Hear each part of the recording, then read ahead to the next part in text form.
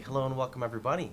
It is Pohx again. So today I wanted to go ahead and bring you guys a really quick and easy leveling tutorial. I'm not actually going to show content on the leveling. I actually meant to show content, which is why I delayed the video. I've just figured it's so much easier if I just tell you in point and show.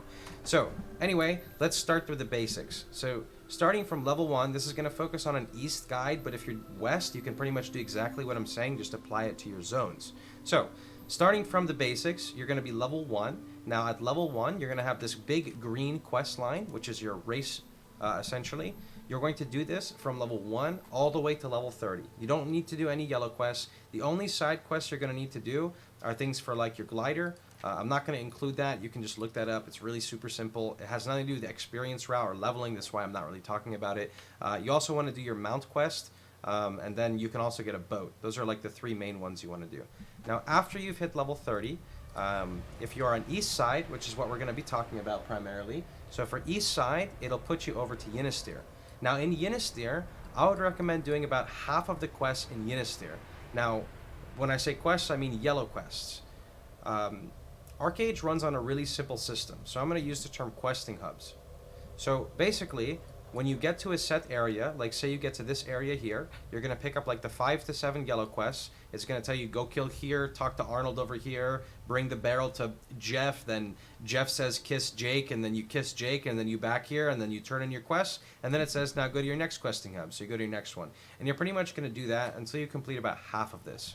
Now, after you complete about half of this, your main storyline is going to tell you to go to Halcyona.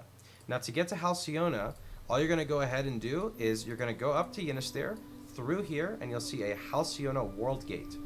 From here, you're going to teleport with the World Gate. It's completely free, and you'll end up in Halcyona. Now this is where it gets a little interesting, it's a little important.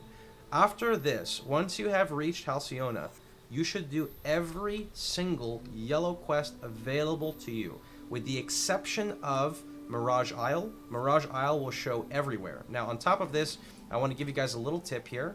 So under your game info, scroll all the way down here and take quest details map display to unlimited.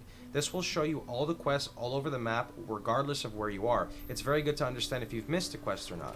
Now, going back over here to Halcyona, it's important to note that your main storyline is going to be here, along with the questing hub, along with a new icon, which looks like a little sprout. It's a little leaf. It's called the Blue Salt Brotherhood. The Blue Salt Brotherhood is going to progress just like your main storyline. What I mean by that is, as you're questing, so you finish your quest here, the main storyline will take you to the next questing hub, along with the Blue Salt Brotherhood will take you to the next questing hub. So you're pretty much just going to go from boom to boom, and you're going to keep going. You can pick up the Mirage Isle quest and then just uncheck it just so it doesn't pop up all the time. But you're going to keep on doing this. Now the reason why you want to do the Blue Salt Brotherhood is I can give you a perfect example. I myself on day 1 of Archeage did not do the Blue Salt Brotherhood at all, and I was just PvPing and doing regular quests and main storyline. I ended up getting gated at level 43, I think, or 42. So essentially, zones work like this. If you are not within a certain level range of the zone, you will not be able to see the questing areas, aside from the main storyline. I don't know the exact levels for everything, and it does show the levels if you hover over them, but all you have to do is just follow what I'm letting you know, and you will not have this problem, so you don't have to worry about it. So I'm not going to go through every single zone, but I'll explain how simple it works. So you're in Halcyona, right? So you pick up your questing hub, you go to the next one. You pick up your questing hub, boom, boom, boom, boom. You go, it's going to tell you to go to Hell Swamp. Where's Hell Swamp? You just go through, and bam, you're now at Hell Swamp. So from Hell Swamp, you're going to do the exact same thing. It's going to take you to Sandeep. From Sandeep, you're going to do the exact same thing. It's going to tell you to go to Rookborn. So from Rookborn, you just keep on doing the exact same thing. Now, there's going to be a point in time where your Blue Salt Brotherhood is going to ask for you to build like a farm wagon or some shit. You don't really have to worry about that. That's kind of where I stopped. If you want to continue it, you're more than welcome to, but you don't really have to do that part to make sure that you're fitting within the level range. Now, to talk about something else as well, the Blue Salt Brotherhood will consume some of your labor, and remember that spending labor directly impacts your experience. So if you feel like you're a little bit behind, it's totally okay as you're leveling to spend your labor on random things, because if you're a casual and you're playing slow, you're probably going to be labor capped if you're not really doing much with your labor. So feel free to chop any tree you see, mine the rocks, whatever it is you want to do. Identifying the gear that you find is not very good, because the gear you find when leveling is really bad, because you're going to be using your main storyline gear pretty much all throughout the game. It's okay to identify the accessories because you won't be getting accessories for a long time, but it's just not really necessary as a tip. If you are going to identify the gear though, feel free to break it down with an Evanstone so you can start getting stuff to sell in the auction house, but I don't know how profitable it is for the really early on stuff. Now, after you've hit level 45, your main storyline quest is going to tell you to go to Diamond Shores. It should give you a teleport scroll. When you go to Diamond Shores, which is going to be located right here, your next storyline, I believe, is not going to show, but it's going to be located right over here. If you're east side, make sure you go from the north side, because if you go from the south side, this is an enemy faction here, and the cannons have like 10,000 attack range, and they'll just snipe you. So you want to come across up here. But this part's not really very important. This is important after you've hit 50, and you're trying to get your Haram gear.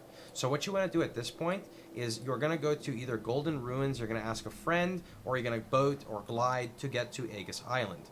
When you get to Aegis Island, I recommend setting your recall here, because this is most likely where you're going to be leveling for a little bit.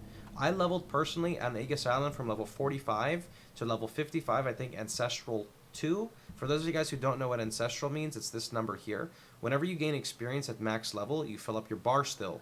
You get an Ancestral level when you level up. It's kind of like Paragon and Diablo 3, but it's much more grindy. This opens up another tier of skill, well, extra customization, but that's not really for this video. So when you're on Aegis Island, there are some very popular spots. So Wendigos spawn in these corners. Wendigos are usually not as populated. They're really aggressive. They jump on you. But if you get a party, you can take them down pretty easily. Griffins are located somewhere in the middle here. These are like the most contested stuff. If you're soloing, try to take on... usually there's like mobs at the shoreline that aren't too crowded, so you can go for that. And then there's also like larger elites, and then there's baby elites. So there's like the 20,000 health mobs and the 40,000 health mobs. So that's pretty much where you're going to be. If you decide that like you don't like Aegis Island, you can level at Western Haram. There are some mobs over here. They're going to be a lot more intense, and I don't know if there's a level requirement to get here, but this is where I personally leveled after level 55, which is pretty much how I'm Ancestral 8, pushing for Ancestral 9. I actually wanted to like spend a long time grinding, but there's just so much to do, so I like barely grind these days. That pretty much should cover most of your leveling and all of your leveling. Remember that when you're at Aegis Island and you hit 50, you can actually come back and do what I told you guys about that quest that's over here. This is going to give you the Awakening Scrolls, if I remember correctly, to take your gear to Haram. So you go from your level 50 questing gear into your Haram gear, which is very, very strong. So I'm still using all tier 1 gear. So if you're looking like at my weapon, this is the same like grade or tier. This is the same tier of weapon you would get as a caster. I've failed it 9 times in a row now, or 7 times in a row, I think, trying to get to tier 2, so that's super unlucky. But yeah, this is the gear you're going to use, and it gives you an immense stat boost, especially if you're trying to solo, so make sure you get on that ASAP and prioritize that. Alright, that's pretty much about it. So I hope you guys had a wonderful time. Hope you guys enjoyed yourselves. If you guys have any questions, feel free to drop them down below. Let me know what kind of content you guys want. I can't really make guides for classes yet and builds because I'm still learning the game a lot. So that pretty much covers it. So hope you guys had a wonderful time. Remember, you can catch me streaming live every day at twitch.tv/Pohx. We'll be on Archeage for quite a while until... I don't really know yet, so we'll be on for quite a while. And I'm going to see you guys all tomorrow. So take care. Have a wonderful time, everybody.